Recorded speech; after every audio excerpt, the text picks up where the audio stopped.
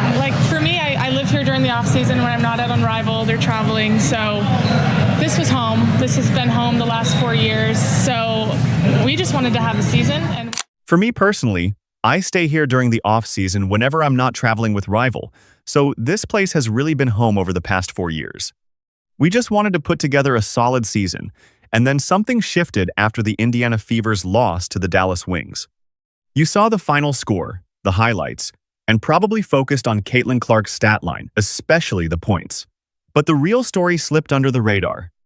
It was hidden in a quiet post-game remark that completely reframes how we should look at this Fever team. While the spotlight stayed on Clark's turnovers, her teammate Lexie Hull stepped up to the mic and delivered a comment that was sharp, layered, and incredibly telling. It wasn't emotional or loud, it was calm, almost cold, and it directly challenged the biggest name in the sport. Most of the media overlooked it, but we didn't. And once you hear what she said, and more importantly, see the plays that led up to it, you won't view this team the same way again. We're going to break down the game itself, that key quote, and the underlying tension that could define Indiana's entire season. This isn't just about a single loss. It's about control, discipline, and a deeper struggle for the identity of the franchise. Let's set the context, because that's crucial. The Fever entered this matchup against the Wings desperate not just for a win, but to prove their rebuild is actually working. The arena was buzzing, as usual, but beneath that energy was a clear sense of tension. This team keeps losing close games. They're always within reach, right on the edge, but they can't seem to finish. At times, it looked like this game might be different. Caitlin Clark was doing what she does best, creating excitement, stretching defenses out to half court, and threading passes that seem impossible. That's the draw. That's what sells tickets. That's the spectacle fans came to see. But Dallas wasn't interested in putting on a show they came to win. They played with physicality, athleticism, and had a certified closer in Arike Ogunbowale.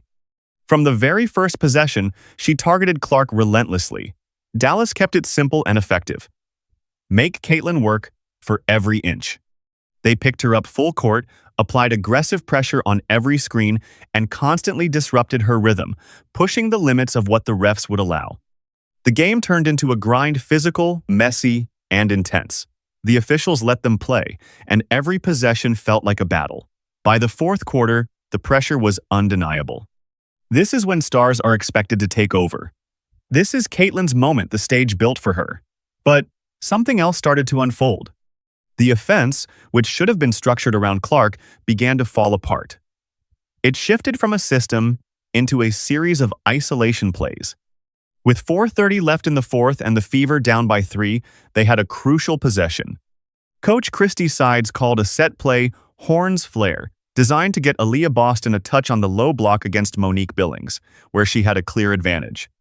The setup was textbook. Clark brings the ball up, with Boston and Temi Fagbenle positioned at the elbows. The plan is for Clark to pass to Fagbenle, cut through, and as her defender follows, Boston sets a flare screen for Kelsey Mitchell to get open on the wing. The first option is a 3 for Mitchell. The second is Boston slipping the screen for an easy layup. It's a well-designed play with multiple reads, but it never materializes. Clark crosses half court, sees the formation, and immediately waves it off. She calls for isolation. She wants Ogunbowale one-on-one. She begins her dribble moves. The crowd perks up, but Dallas is set. There's no defensive confusion because there was no off-ball movement. Clark drives left, gets cut off, spins back into help defense, and ends up forcing a tough, off-balance floater that barely touches the rim. Dallas secures the rebound and quickly converts on the other end. The lead stretches to 5. Now look at the reaction. Aaliyah Boston had her defender sealed for 3 full seconds, hand raised, asking for the ball, and she was completely ignored. She turns, shakes her head, and jogs back on defense. That kind of moment chips away at trust. And it wasn't just one instance, it became a pattern. In the final 5 minutes, Indiana's offense turned predictable and inefficient. It boiled down to either a difficult Clark 3 or a forced drive into traffic, often ending in a turnover. Her final stat line shows 21 points, which looks solid on paper and might convince casual viewers she performed well. But the game film tells another story. Those 21 points came alongside 7 turnovers. And it's not just the number, it's the timing. They came at critical moments and completely shifted momentum. Take another example. Under 2 minutes left, down 4, the Fever needed a high-quality shot. A simple pick and roll was called to create movement and force a defensive reaction. Clark uses Boston's screen, but instead of reading the defense, she had already decided her next move. She attempts a flashy bounce pass to Boston through a tight window. But Natasha Howard, a seasoned defender, reads it perfectly. She watches Clark's eyes, anticipates the pass, and deflects it. It becomes a live ball turnover, the worst kind. Dallas capitalizes immediately, with Ogunbowale finishing an easy layup. That sequence effectively seals the game. That's the kind of turnover that breaks a team. The kind that makes veteran players start questioning everything. The team looked out of sync. Aaliyah Boston, an all-star caliber post player, was reduced to setting screens, rarely getting touches in scoring positions. She finished with just 8 shot attempts, far too low. That reflects both coaching decisions and point guard execution. Kelsey Mitchell, one of their most efficient scorers, was constantly moving, trying to get open, but the offense stalled at the top. And Lexie Hull? She was doing all the little things, fighting through screens, rotating defensively, boxing out bigger opponents, and making the right passes whenever she got the ball. She played a disciplined, team-oriented game that was overshadowed by the disjointed offense. Then the final buzzer sounds. Another loss. Another game they could have won but let slip away. Players walk off, heads down. Fast forward an hour to the post-game press conference. The room is full, and all eyes are on Caitlin. The questions are predictable. What went wrong late? Are turnovers an issue? She responds like a pro, takes responsibility, says she needs to improve, promises they'll learn from it. It's standard, polished, expected. Then, a local reporter shifts focus and hands the microphone to Lexie Hull. This is the moment, the point where the truth surfaces, wrapped in professionalism but unmistakably clear if you're paying attention. The reporter asks a routine question. Lexie, what does the team need to do to finish these close games? She had countless safe, cliché responses available. Talk about making shots, playing harder, reviewing film. That would have been the easy route. But she doesn't go there. Instead, she pauses. It's deliberate, noticeable. She gathers her thoughts carefully, choosing each word with precision, and then says, I think for us, it's about trusting our principles. It's about executing the play that's called from start to finish. We have a system, and when we run it, we're really tough to guard. The ball moves, everyone gets involved, and we create good looks. Late in games, we just need to stay more disciplined. It's not about one person, it's about all 5 players trusting each other and the system. Do you hear that? Do you really grasp what she's saying in that moment? That's not a generic response. It's a calculated message delivered with calm, controlled intensity. Every word carries weight. Executing the play that's called. Who wasn't doing that? We already saw it. The horn's flare set completely ignored in favor of isolation that led to a bad shot. She's pointing directly at those moments. She's signaling, both publicly and internally, that the coaching plan is being abandoned at the most critical times. Then comes, we need to be more disciplined. Discipline stands in direct contrast to chaos. It's the opposite of freelancing, of forcing risky plays, of throwing dangerous passes in crunch time. She's drawing a clear boundary between the team's intended structure and the way one player is operating. And then the most powerful line.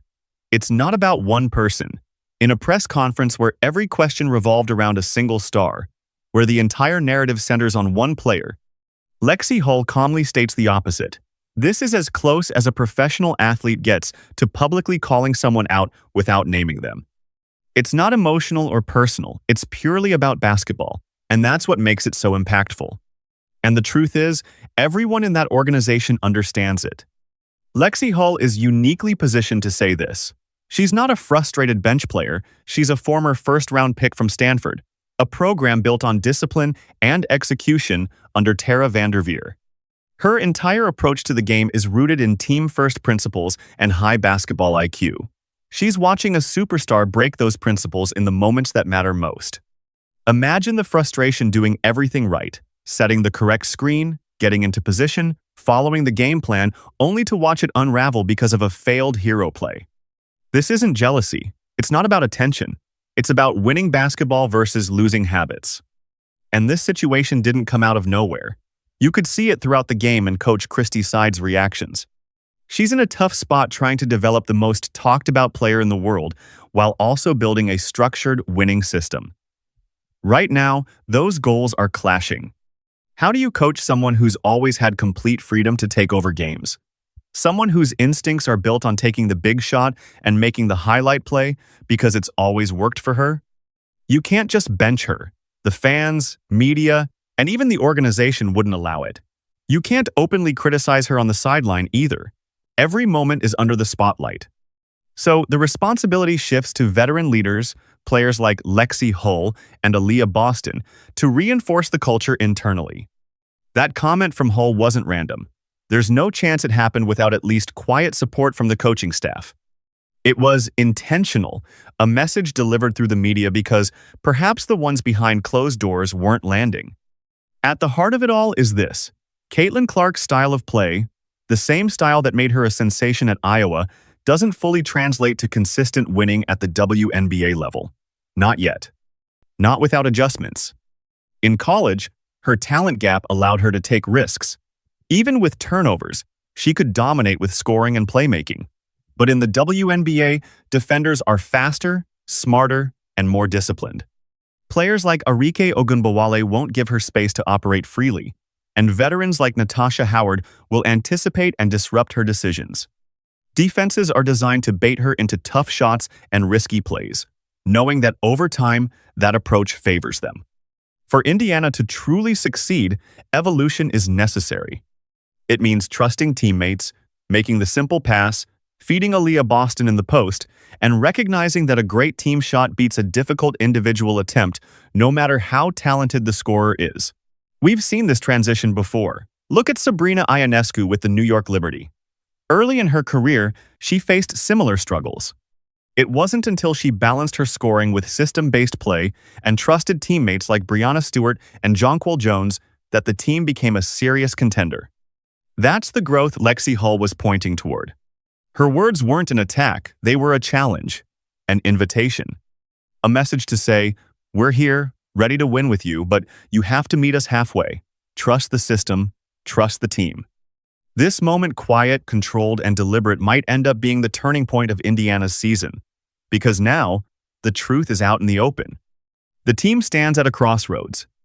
One path keeps things the same. Clark continues playing her way. There will be brilliant performances and frustrating losses, and the cycle will continue. The team will stay exciting, always in the spotlight, but stuck around average performance. The other path is harder. It demands growth, trust, and discipline. It means embracing the system, making smarter decisions, and prioritizing team success over individual moments. It won't be smooth, but it's the only route to real contention. That path unlocks the full potential of players like Aaliyah Boston and elevates everyone around her.